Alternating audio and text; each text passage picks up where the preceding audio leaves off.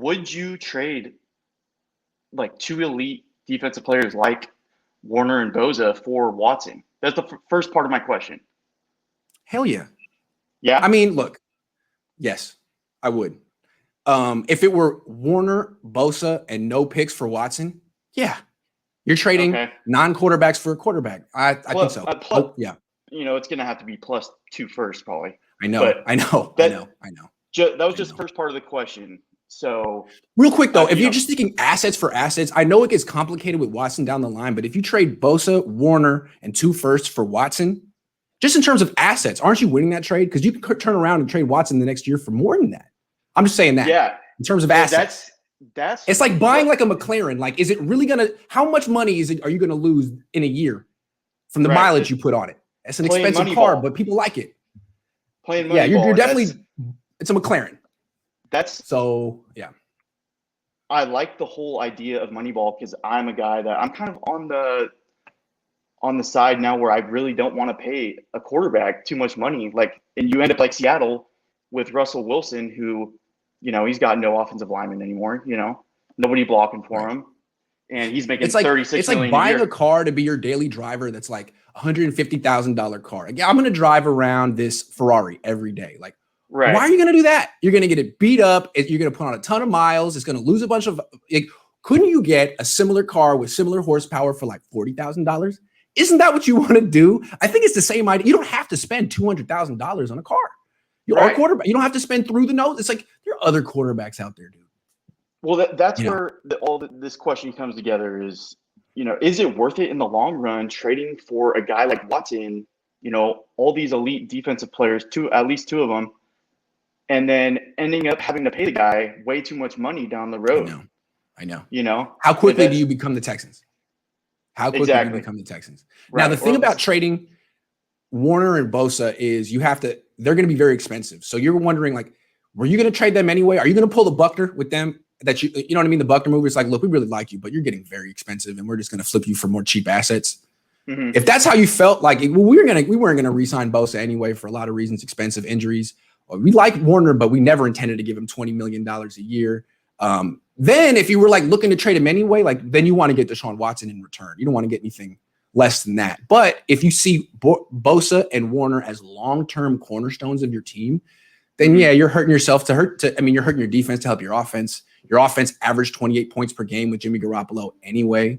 It just doesn't seem like a Niner move, honestly. The Niners don't do this. They trade a second for Jimmy. Right. They trade a second for Jimmy. They're very conservative. They don't do blockbuster trades. It's not what the Rams, they're the anti-Rams. Exactly. The anti-Rams. Yes. They're the anti-Rams. I don't see it happening, but I don't see it happening. Now, I think like the only way it would happen, I feel like, is if it was some crazy 4-team trade and other teams help the Niners cobble together assets. And the Niners honestly would have to give away players. And it may not be, what if it's Debo? What if it's Debo? The whole offense is ran around Debo, Debo's going to be expensive too, though. That's what I'm saying. Like, if he pans out, he's going to be the kind of guy who gets $17 million a year. You got to think down. Ayuk could be getting crazy money in a few years. Right. Are these guys you want to give second contracts to? And if not, maybe it's time to flip them for a franchise. It's a tough one, man.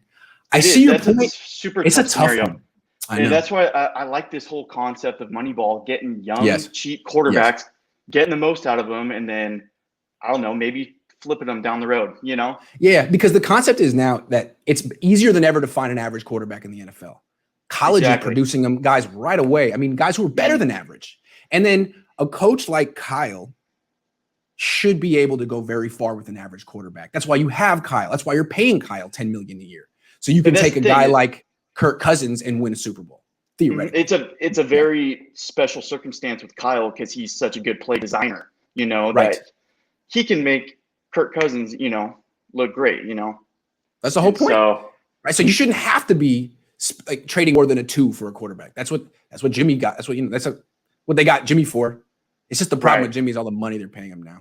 Anyway, that's just what I hate about all this. Trading our elite defensive players, eventually we're going to have to pay Deshaun Watson big money, Yes. If we do acquire him. And then we're just the Seahawks, that's right. Situation they're in.